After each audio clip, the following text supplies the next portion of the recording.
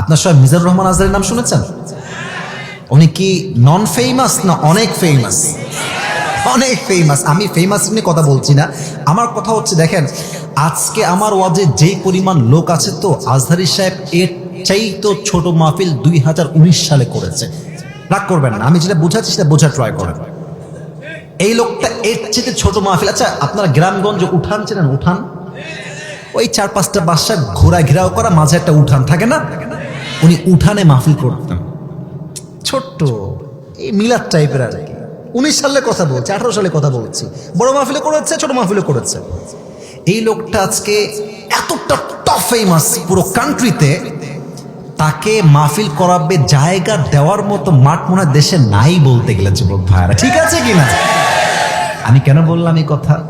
এই লোকটা আগে একদম নন ব্র্যান্ড ছিল, কেউ চিনতো না, কেউ জানতো না। এই আসলো ওয়াজ করে আবার কাম ব্যাক টু হোম, বাসায় ফিরে যেত। বাট এখন তাকে নিয়ে আসতে হলে কমপক্ষে 100 নয়, কমপক্ষে 1000 পুলিশ প্রোটোকল লাগবেই লাগবে। আপনাকে আমি কথা কেন বলছি? আপনি হাদিসের দিকে ফোকাস করুন, হুজুরের দিকে নয়। একটা সময় কিন্তু আজহারী সাহেবকে আমাদের মতো হুজুররা বলেছে কাফের, কি বলে নাই? ইভেন আমি তো দেখেছি অনেক হুজুরা ওনাকে নাউজুবিল্লাহ, আমি জাস্ট বলতে পারবো না, ওনাকে এত বাজে ভাষায় গালিগালাজ করেছে। ইভেন আমাদের দেশে কোনো সুন্নি ভাইরা আছেন, আমি সুন্নি ভাইদেরকে অনেক ভালোবাসি, বাট কিছু সুন্নি আছে নামধারী ভণ্ড, এরা খালি জিলাপি খায়, সিন্নি খায়, নবীর আসে গাঞ্জাটাই না কুল পায় না। আমি দেখেছি আমার প্রিয় ভাইয়েরা আজহারী সাহেবের বিশাল বড় ব্যানার টাঙাই দিয়ে জুতা দিয়ে পিটাইছে। আচ্ছা এবার আপনারা কন, এই যে এত কাফের বললেন, এত অপপ্রচার, নবীর সামনে বিরুদ্ধাচরণ করেছে, বেয়াদব, কাফের, লম্পট, কত গালি তো আজহারী সাহেবকে দিলেন। আপনার অপপ্রচারকেই আল্লাহ তার পক্ষের প্রচার শক্তি হিসেবে কবুল করেছে। আচ্ছা আরো এক্সাম্পল দিই, শহীদ আল্লামা দেলোয়ার হোসেন সাইদি হুজুরকে আমাদের আওয়ামী ফ্যাসিস্টরা কি ট্রাই করলো? উনি হচ্ছেন রাজাকার, বলেছে না? আর সাইদি সাহেব ওপেনলি সবার সামনে বলেছে, আমাকে যারা রাজাকার বলবে তারা পিতৃ পরিচয়হীন অবৈধ সন্তান। তখন তো খুব অপপ্রচার করেছেন যিনি রাজাকার, যুদ্ধ অপরাধী। বাট ওনার নামে এত মিথ্যা অপবাদ, এত মিথ্যা প্রচার, সব মিডিয়া তার বিরুদ্ধে অপপ্রচার করেছে। সম্মান কমছে না বাড়ছে? বরং এখন তো ক্ষমতার থেকে নামার পরে প্রমাণ পাওয়া যাচ্ছে যে প্রত্যেকটা সাক্ষীকে বাধ্য করে হুমকি দিয়ে সাক্ষী দেওয়ানো হয়েছে, ঠিক কিনা বলো? প্রচার করেছেন, আল্লাহ পক্ষের প্রচার বানাই দিয়েছে। এবার আসেন নবীর বেলায়, হাজিরা সব হজ করতে আসছে মক্কায়।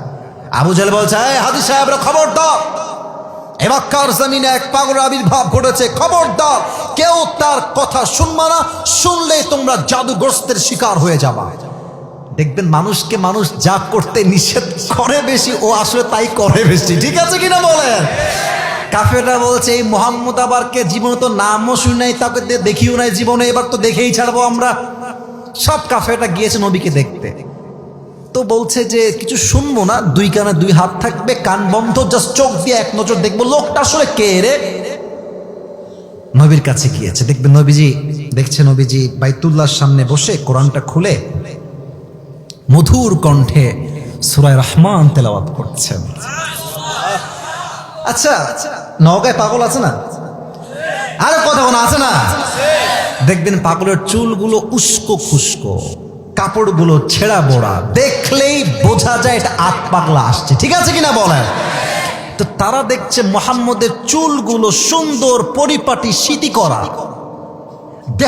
দেহর স্ট্রাকচার এত সুন্দর লম্বা, এত সুন্দর সুন্দর চেহারা, চাঁদের মতো চেহারা তার, লাবণ্যময় চেহারা তার। কাফেররা বলছে পাগলের চেহারা তো এত সুন্দর হয় না। এবার তারা এই দেখেন, এই 2 কান থেকে হাত উঠাইছে, আর নবীর কণ্ঠের যে সুন্দর মাধুর্য, মেলোডিয়াস ভয়েস, সুন্দর যে কণ্ঠ, এই কণ্ঠে কাফেররা পাগল হয়ে গেছে, হাজিরা পাগল হয়ে গেছে। এবার হাজিরা ডাক দিয়ে বলছে, তোমরা কি বললা আর দেখলাম কি? এই লোকের আদর্শ জাস্ট আমরা গ্রহণ করব না, বরং তার আদর্শ নিয়ে গোটা বিশ্বে আমরা ছড়িয়ে দিব। কোন সুবহানাল্লাহ। নবী কাফেররা আপনার বিরুদ্ধে অপপ্রচার করে, আমি আল্লাহ আপনার সমস্ত অপপ্রচারকে আপনার পক্ষের শক্তি হিসেবে কবুল করবো। আল্লাহু আকবার।